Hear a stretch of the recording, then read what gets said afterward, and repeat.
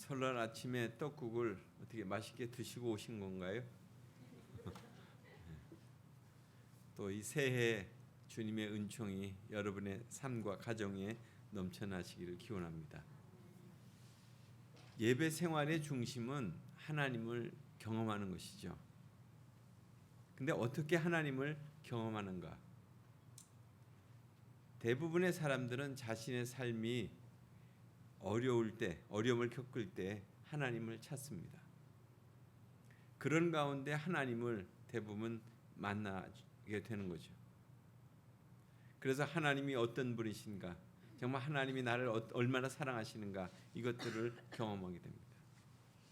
그래서 오늘 말씀의 제목처럼 여호와의 선하심을 맛본다는 것은 이처럼 하나님을, 내가 선하신 하나님을 경험해서 알게 된다, 이제 그런 뜻입니다. 우리 교우 중에 암으로 투병 중이신 그 권사님을 지난주에 신방을 했었습니다. 그분의 그 표정은 참으로 아주 평온하셨어요. 그러니까 고통 가운데서도 하나님 앞에 자신을 드리고, 그리고 그분의 음성에 귀를 기울이고 참 열심으로 하나님 앞에 이렇게 자신을 이렇게 내어 드리려고 하는 그런 모습들을 이렇게 순간순간 우리가 알고 있잖아요. 뭐 매번의 예배, 아마 지금 이 시간도 아마 그 핸드폰으로 그 방송에 참여하고 있을 것입니다. 또 매일 새벽 기도 때마다 그 줌으로 이렇게 또 참여하고 계세요. 참 간절한 예배자의 심정을 느낄 수가 있는데 하나님은 얼마나 기뻐하실까 하는 그런 생각이 듭니다. 그러니까 간절한 기도와 예배, 그럴 때 하나님을 경험하는, 또 하나님이 누구신지를 알게 되는 그런 순간이 오잖아요. 그럴 때 은혜가 임하는 거죠. 그러니까 하나님이 어떻게 내게 다가오시는지, 또 말씀하시는지를 그때 알 수 있게 되는 거예요. 그러니까 그 순간 때문에 사람들은 하나님을 계속 찾는 것입니다. 오늘 본문의 배경은 사무엘상 21장에서 22장의 말씀입니다. 그 당시에 다윗의 행적을 보면 그는 블레셋의 장수 골리앗을 넘어뜨려서 이겨서 나라의 영웅이 됐었어요. 그런데 사울 왕이 어느 순간부터 시기를 하면서부터 그런 쫓기는 신세가 됐습니다. 그러다가 어쩔 수 없이 여기저기 도망 다니다가 이제 피할 데가 없으니까 결국 국경을 넘어가게 되죠. 더 이상 국내에서는 피할 곳이 없었습니다. 자신이 블레셋의 장수를 죽인 그 가드라고 하는 땅에 결국 가게 됐습니다. 그 땅의 그 왕은 아기스라고 하는 왕이었는데 그 신하들이 단번에 다윗을 알아봤습니다. 그러면서 그 당시에 유행하던 노래, 뭐 사울이 죽인 자는 천천히요 다윗이 죽인 자는 만만히로다 하는 이런 노래를 부르면서 반대하고 나서는 거예요. 그러니까 다윗을 자기 나라에 받아들여서는 안 된다고 지금 왕에게 그렇게 말하는 거죠. 이 상황을 이렇게 접하게 된 다윗은 이 블레셋의 왕인 이 아기스가 나를 받아들여 주지 않겠구나 하는 두려운 마음이 들었어요. 그래서 순간 기지를 발동해서 자신의 행동을 이상스럽게 이제 한 거예요. 미친 척하면서 침을 흘려서 수염에다 붙이고 자신이 형편없는 사람처럼 그렇게 보이기 위해서 행동하면서 거기서 빠져나옵니다. 결국 그 모습을 본 아기스 왕은 다윗을 쫓아내라고 그래요. 미친 사람이 부족해서 우리가 받아들이겠느냐고 내보내라는 거죠. 이렇게 해서 다윗이 블레셋으로 망명하려고 했던 첫 번째는 실패로 끝나게 됩니다. 이때 다윗의 심정은 얼마나 참담했겠습니까? 갈 곳도 없고 받아주는 곳도 없고 결국 그가 갈 곳은 광야의 아둘람이라고 하는 그 굴이에요. 아마 거기서 이 시를 썼는지는 알 수 없지만 오늘의 시편은 참으로 다윗의 이 같은 상황 가운데서 하나님께 드린 고백입니다. 사면 초가의 심정으로 오직 하늘만 열려 있는 거예요. 그래서 오늘 본문에 대해서 메시지 성경은 이렇게 시작합니다.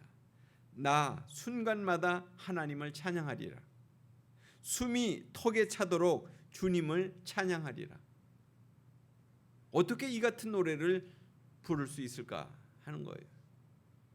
보통의 사람들은 이런 상황이 오게 되면 절망과 좌절 속에서 그냥 가라앉아 버리잖아요. 이제 다 끝났는데 내가 뭐 어디로 갈 거야 이렇게 생각하고. 근데 다윗이 하나님에 대한 어떤 경험이 그를 다시금 불러일으켰는지 오늘 그렇게 노래 부르면서 지금 그 굴에서 소리를 내고 있는 거잖아요. 그것을 상상을 해보면 그가 소년 시절에 뭐 물맷돌과 지팡이로 골리앗을 이기게 하실 때 그 믿음이 떠오르는 거예요. 골리앗의 장수, 그 골리앗 장수를 아무도 맞이할 수 없게 될 때, 다 두려워서 바위 밑에 가서 숨고 그가 물러가기만 기다리고 있을 그때 그가 나섰잖아요. 그러면 그가 골리앗에게 나가면서 뭐라고 그랬습니까? 너는 칼과 단창으로 내게 오지만은 나는 내가 모욕하는 만군의 하나님 그 이름으로 내게 간다. 하나님의 이름이 다윗을 이기게 하셨음을 그는 기억하고 있었던 거예요. 자신의 승리가 하나님의 승리를 하나님의 이름으로 경험케 했다는 거예요. 다윗 자신은 하나님과 함께 살고 함께 숨쉬는 존재라는 거죠. 그래서 곤경에 빠진 그들이 다윗과 함께하는 이들이잖아요. 그 굴 안에서. 또 그리고 오늘 우리가 이 시편을 읽고 있는 우리와 같은 이것을 고백하는 이들, 다윗이 경험한 하나님의 이름을 듣고 기뻐하라는 거예요. 다윗이 고백한 그 하나님의 이름을 다시금 믿고 기뻐하라는 거죠.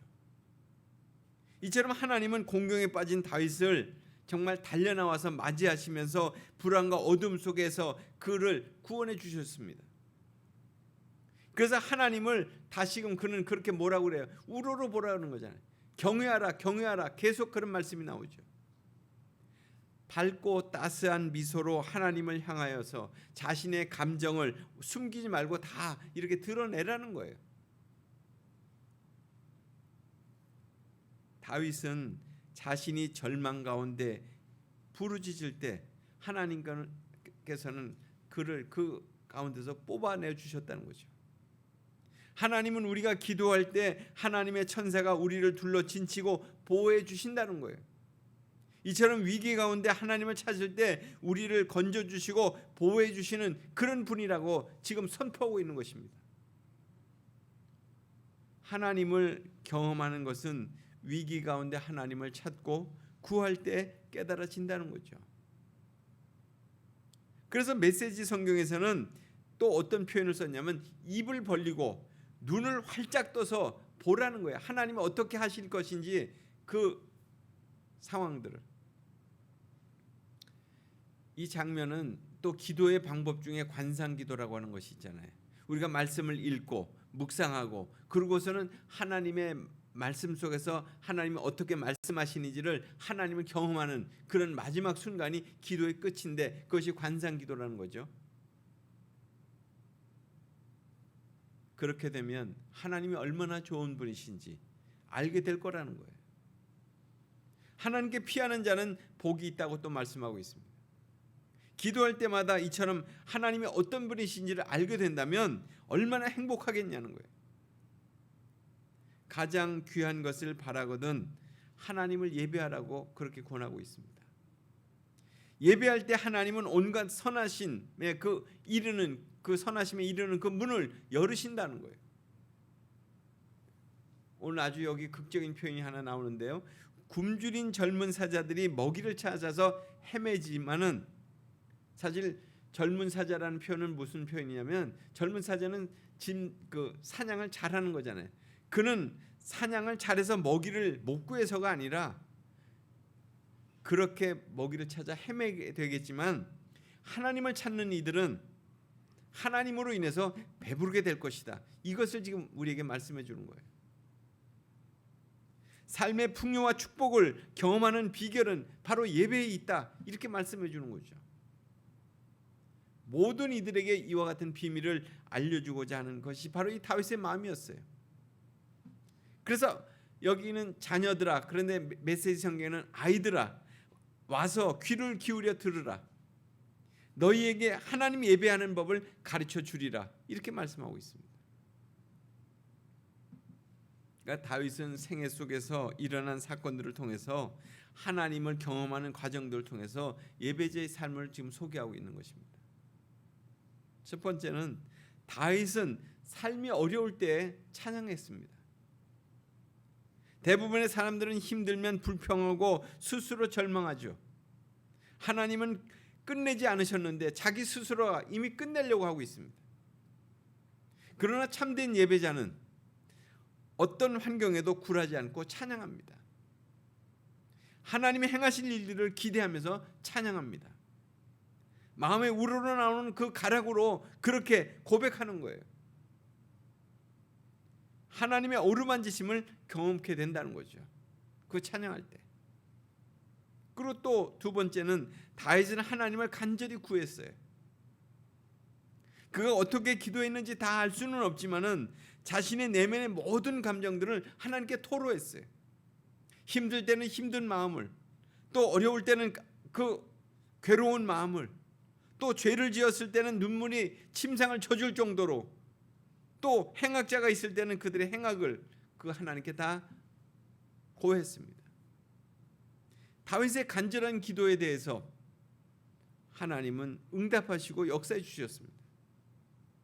기도로 자신 앞에 닥쳐온 어려움들을 잘 이겨낼 수가 있었습니다. 다윗에게뿐만 아니라 찬양과 기도는 예배를 이루는 중요한 요소입니다.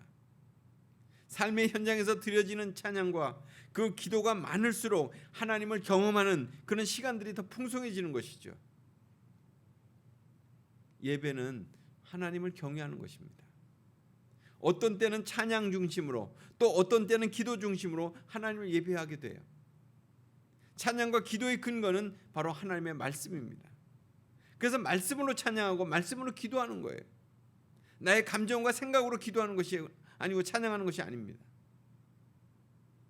다윗은 하나님을 예배할 때 어떤 역사가 일어나는지 말씀해 주고 있어요. 7절에 보면 주를 경외하는 자를 하나님의 천사가 둘러 진을 치고 건져 주신다고 말씀하고 있습니다. 그러니까 우리가 할 일은 주님을 경외할 때 하나님은 우리의 대적들을 물리쳐 주시고 우리를 건져 주신다, 이렇게 말씀하는 거죠. 이스라엘 백성들, 그들이 이제 가나안 땅에 진입할 때 첫 번째 맞이했던 관문이 여리고성이었잖아요. 그 여리고성을 어떻게 우리가 점령해야 될 것인가 할 때 그들은 뭘 했습니까? 그냥 하나님의 말씀을 따라서 하루에 한 바퀴씩 침묵하면서 돌았어요. 6바퀴를 도는 거예요. 6일을 돌아간 거예요. 그리고 마지막 날 7째 날에는 7제사장이 7 양각나팔을 불면서, 그리고 돌면서 하나님이 외치라고 할 때 외쳤어요. 그렇게 해서 그 성을 차지하게 된 거예요. 그들이 올라가서 무슨 바위를 허물어뜨리고 무슨 화살을 쏘아대고 이런 게 안 했죠. 그냥 그들은 그들이 할 일을 했고 그 나머지 일들은 하나님이 하신 거잖아요. 침묵하면서 돌았다. 전 침묵 기도를 한 것인가? 이런 생각이 들어요. 외치라고 했을 때 정말 외침의 기도, 통성으로 그렇게 기도하면서 돌았나? 이런 생각이 들었어요. 또 9절에도 보면 여호와를 경외하라, 경외하는 자에게는 부족함이 없을 것이다 말씀하고 계십니다. 광야에서 이스라엘 백성들 하나님의 인도하심을 경험하지 못할 때 그들은 어떻게 했습니까? 불평하고 원망하고 불신하고 자신의 삶을 그래서 죽음과 어떤 결핍과 기갈과 고통으로 가득 채웠어요. 그런데 하나님의 임재를 경험하면서 나갈 때 그들의 삶은 부족함도 넘쳐남도 없이 아주 적당했습니다. 같은 광야길이었지만 다른 삶을 살게 되는 순간 아니었어요? 우리 역시 광야와 같은 삶을 살고 있습니다. 그러나 하나님을 경험하면서 살게 된다면 우리는 생명과 은혜가 넘치는 삶을 살게 될 것입니다. 이제 11절에 다윗은 자신을 따르는 무리들에게 예배하는 법을 가르쳐 주겠다고 말씀합니다. 그 방법이 13절, 14절에 소개되어 있어요. 메시지 성경으로 살펴본다면 13절에 보면 내 혀를 지켜 불경죄를 피하고 내 입으로 거짓말이 새나가지 않게 하라, 이런 말씀입니다. 그러니까 진정한 예배자의 모습은 우리의 혀와 입으로부터 드러난다는 거예요. 어떤 말을 하는가에 따라서 예배자의 모습이 그렇게 준비된다는 거죠. 그리고 14절, 죄를 버리고 선한 일을 행하여라. 평화를 꼭 붙들어 떠나지 않게 하여라. 참된 예배자는 행동으로 예배하는 사람들이라는 거죠. 주님과 동행하는 삶을 사는 사람들입니다. 자신의 행동에서 주님의 모습이 증거되는 그런 사람들이라고 할 수 있습니다. 1887년에 태어난 윌리엄 보둔이라고 하는 사람은 무지무지하게 부잣집의 아들이었어요. 억만장자의 아들이었어요. 윌리엄이 고등학교를 졸업하자 그의 부모는 그에게 세계 여행을 다녀오라고 그렇게 권했어요. 그래서 그는 아시아, 중동을 여행하던 중 예수님을 알지 못하고 죽어가는 수많은 사람들을 보고 충격을 받았어요. 그래서 예수님을 위한 선교에 자신의 모든 것, 자신의 삶을 바치겠다고 이렇게 결심을 했죠. 그래서 그날 자신의 성경책에다가 문장 하나를 썼습니다. 남김없이 다 드립니다, 이렇게 썼어요. 그는 예일 대학에 들어가서 한 친구와 함께 매일 아침마다 성경을 읽고 기도하는 모임을 시작했어요. 윌리엄이 4학년이 될 때 그런 모임이 그 대학 안에 1000개나 됐다는 거예요. 1000개나 만들어졌다는 거예요. 당시 그는 그의 일기장에 나는 죽고 예수로 산다, 이렇게 또 썼다는 거예요. 그가 예일 대학 재학 중에 아버지가 돌아가시면서 그 막대한 그 재산들이 다 유산으로 물려받게 됐어요. 그래서 예일 대학을 졸업한 후에 그 수백만 달러의 그 유산들을 다 포기하고, 그리고 중국에 있는 이슬람 교도들의 땅으로 다니면서 성경책 뒷면에 또 한 문장을 썼는데요. 결코 돌아가지 않으리라. 그런데 아랍어를 배우고 이슬람 지역의 선교를 준비하기 위해서 그 이집트에 갔다가 거기서 병에 걸려야 돼요. 척수막염에. 그래서 한 달 만에 25살의 나이에 세상을 떠나고 말아요. 이 윌리엄 보든의 삶을 보면 하나님의 구원, 하나님의 축복, 하나님의 응답이 무엇인가 좀 회의가 들 수 있습니다. 예수님을 따르기 위해서 가족과 재산과 미래까지 다 버렸는데 결국 선교지는 구경도 하지 못하고 죽은 거잖아요. 그런데 윌리엄 보든이 세상을 떠난 후에 그의 성경책 안에서 3개 문장이 발견된 거예요. 남김없이 다 드립니다. 결코 후퇴하지 않을 것입니다. 그리고 또 한 문장, 결코 후회하지 않을 것입니다. 윌리엄 보든이 죽기 전에 고열에 시달리면서 시편 34편, 그것이 아멘이 되었겠습니까? 얼마나 간절히 기도했겠어요. 얼마나 답답했겠어요. 내가 여기서 이렇게 끝난다는 것에 대해서. 그러나 그는 응답을 받은 거죠. 그래서 결코 후회하지 않을 거라고 이미 예견하고 쓴 거예요. 윌리엄 보든이 죽었다고 하는 소식이 전해지자 그 예일 대학 안에 영적인 부흥이 일어났습니다. 수많은 사람들이 윌리엄 보든을 대신해서 선교사로 헌신을 한 거예요. 윌리엄 보든으로 인해서 선교사가 된 사람이 수천 명에 이르렀다는 거예요.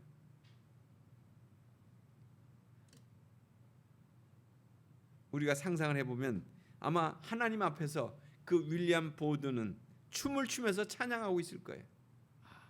하나님이 하신 일들이 정말 놀랍네요. 이렇게 아마.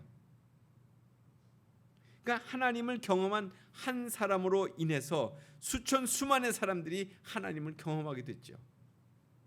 말씀과 기도로 준비된 그 사람이 예배하며 자신의 삶을 헌신하게 될 때에 하나님의 놀라운 역사는 일어나는 거예요. 하나님을 경험한다는 것. 오늘 여기 말씀처럼 너희는 여호와의 선하심을 맛보아 알지어다. 그에게 피하는 자는 복이 있도다. 그런 은혜가, 그런 은총이, 그런 경험이, 그런 하나님을 맛보는, 선하신 하나님을 맛보는 역사가 여러분의 삶 속에 계속 이어지게 되기를 간절히 축원합니다. 같이 기도하겠습니다. 하나님 아버지, 감사드립니다.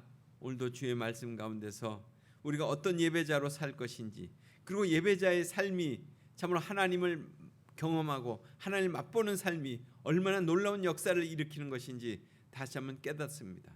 오늘 그 하나님, 선하신 하나님을 매일 맛보며 사는 참된 예배자의 길을 걷게 하여 주옵소서. 예수님 이름으로 기도드리옵나이다. 아멘.